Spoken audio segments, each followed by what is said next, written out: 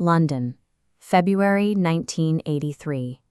In a city of millions, Dennis Nilsen lived a life defined by silence.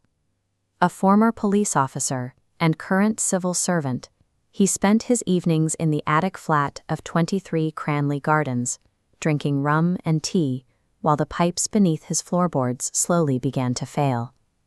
When a plumber arrived to investigate a blockage in the building's external drains, he pulled back a manhole cover, expecting to find standard household waste. Instead, he discovered 4 chunks of gray, waterlogged flesh. By that evening, the scent of a butcher shop left in the sun had drawn the police to the property. Detective Peter J. looked at the man in the glasses and asked where the rest of the body was. Nilsen pointed to 2 plastic bags inside his wardrobe and admitted, "It's a mess." As the interview progressed, the scale of the mess expanded. Nilsen estimated he had killed 15 or 16 people since 1978. He sat with a chillingly calm posture, telling the officers it would be a relief to finally get the details off his chest. The confession left investigators with a staggering logistical vacuum. They had to determine how an unremarkable man in a suit had managed to sustain a years-long massacre in a crowded city without anyone noticing. The investigation led back to 1978 and Nilsen's first ground-floor flat at 195 Melrose Avenue. This was his original laboratory, where he began storing his first victims beneath the floorboards of the living room. To find his targets, Nilsen frequented the pubs of Soho. The district's anonymity acted as a natural filter, drawing in thousands of people who were looking for a way to disappear or start over. He sought out young runaways and drifters, the lost ones who had just arrived from the north seeking work. He would offer them a meal and a warm bed with no strings, a promise designed to lower the guard of those with nowhere else to go. Once inside the Melrose Avenue flat, the no-strings promise ended in a sudden, violent shift. He typically used a necktie or an electrical cord to strangle his guests while they were distracted or asleep. After the murders, Nilsen's behavior shifted to a domestic routine.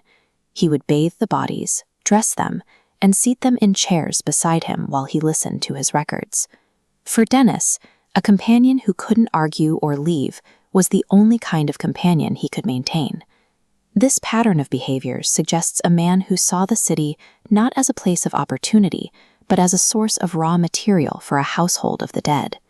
He used the urban sprawl to harvest the human contact he was unable to find among the living. By 1981, the space beneath the floorboards at Melrose Avenue was full. To keep his secret, Nilsen moved to the attic flat at Cranley Gardens, taking only his memories and a few remains with him. The new flat lacked a garden or subfloor storage, removing his primary method of hiding bodies. This environmental change forced him to stop hoarding his victims and start destroying them. He turned his kitchen into a deconstruction zone. He would boil the heads to strip the flesh and use a saw to reduce the remains into small, manageable pieces. This diagram shows Cranley Gardens' narrow Victorian plumbing. Nilsen flushed the remains, trusting the water to carry the evidence away. However, the volume exceeded the pipe's capacity. Fragments congregated in the bends of the drain, creating a mass that stopped the flow of water. The blockage led to complaints of a foul stench from his neighbors. When the plumber eventually cleared the pipe, the trail of evidence led directly back to the small pieces of flesh that Nilsen had tried so hard to make disappear. The trial that followed was a spectacle of public shock. The man in the dock didn't look like a monster. He looked like a standard bureaucrat, speaking with an articulate, detached precision that unnerved the gallery. Inside the Old Bailey, Nilsen referred to his victims as the boys. He spoke of the murders with no apparent emotional weight, describing the killings as a service he provided to end their struggles. He later wrote in his journals, "I stood there, looking in the mirror. I saw a murderer, but I didn't feel like one. I just felt tired." Convicted on multiple counts of murder, he was sentenced to life in prison. He died in 2018 from a ruptured aneurysm, ending his life in a prison cell, finally, truly alone.